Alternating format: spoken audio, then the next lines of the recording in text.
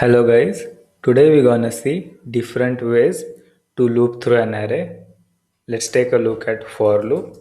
So in for loop, first we initialize a variable, then we write a condition, and then every time array gets executed, we want to increment the I value. So we'll write I plus plus and let me console log the value of I. So now let's take a look at syntax. First, we initialize value of I with I equal to 0. Then we are writing a condition I should be less than array.length. What is the length of array? That is 4. 1, 2, 3, 4. And then here we are writing I plus plus, that is I will increment by 1 every time the loop gets executed. So here we are starting with I equal to 0. We are looping through, and every time value of I we are incrementing by 1, and this process we are doing till I is less than 4. So when value of I gets 4, then we are getting out of that loop. So this is how for loop works. So if you see here, so these are all indexes of an array. So we can quickly do array, then here an index. So here we are getting the whole array element. So if you want to print array.name, we'll do array.name. So this is how we can use for loop. Now let's take a look at while loop. For while loop, we write a loop like this. We write condition here and then whatever you want to execute here. So condition is this: I should be less than length.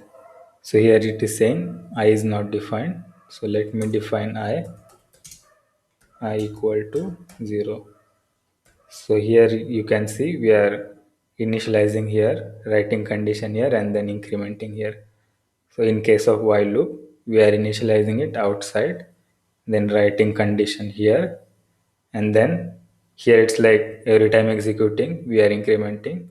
So we can do that same thing here, and before incrementing that value, we can just console.log the value of I 0, 1, 2, 3, 4, and the names we can console log this way. So this is how while loop work. So now let's see do while loop. So in do while loop, the only difference is in do while loop, we first loop through and then check the condition. So let me show you. So I'll write do, then I'll put these brackets, and here I write the condition. So first you actually go through everything and then you check for the condition here. So the condition is I should be less than. So here I'm using I. So let me use some another variable here. Let j equal to 0. So here we'll write condition j equal to 0, and every time loop is executing we will increment the j, and we will console log the value of j. Here you can see 0, 1, 2, 3. So let me take this.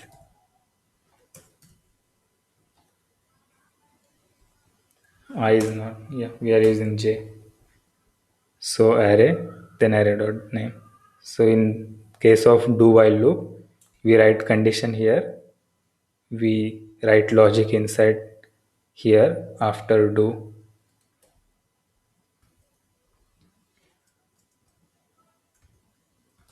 Now let's take a look at for loop using off keyword and in keyword. So for let val in an array, and let me console log the value of val. So here you can see we are getting indexes of array element 0, 1, 2, 3, 4. And if you want to print a name, we'll do the same thing. So here val is the index, so we'll write val here. So now let's take a look at how off keyword work. So I'll copy the same thing here, and instead of in we will use off keyword.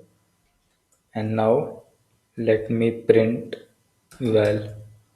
So here you can see when we are using off keyword, we don't have to use indexes. It actually gives us the array element.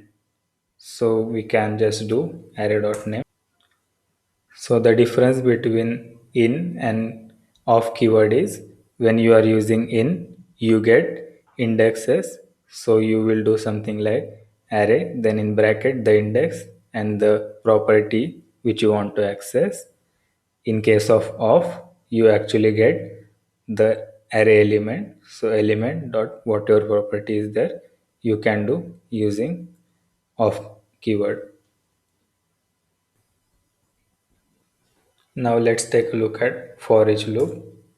So I'll do array dot for each, and here you can write the callback function which will get every array element, and for every array element that function will execute.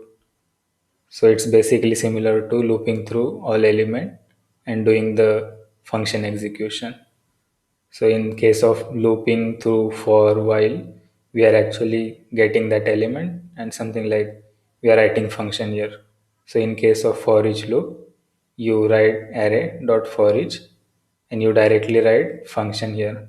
So something you write here, you'll write here, and you receive an element here like this, and you can write a function here.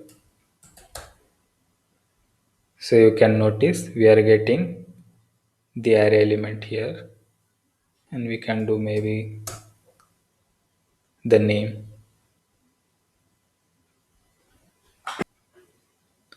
Now let's take a look at map. Map is exactly same as for each. You write a function here and it will return that values. So here you can see for map you write a callback function and it returns whatever the function inside there after executing.